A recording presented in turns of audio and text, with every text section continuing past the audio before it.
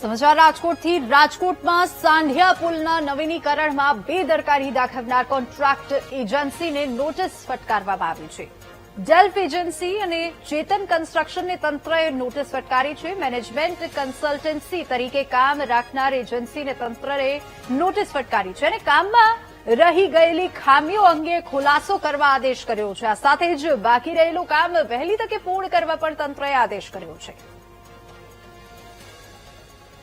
રાજકોટમાં સાંઢિયા પુલના નવીનીકરણમાં બેદરકારી દાખવનાર contract એજન્સીને notice ફટકારવામાં આવી છે.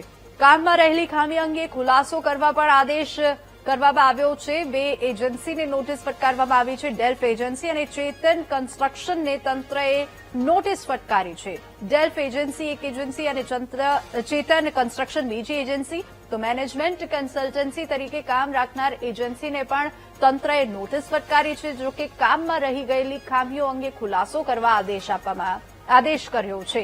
જો કે બાકી રહેલું કામ વહેલી તકે પૂર્ણ કરવા પણ તંત્રએ આદેશ કર્યો છે.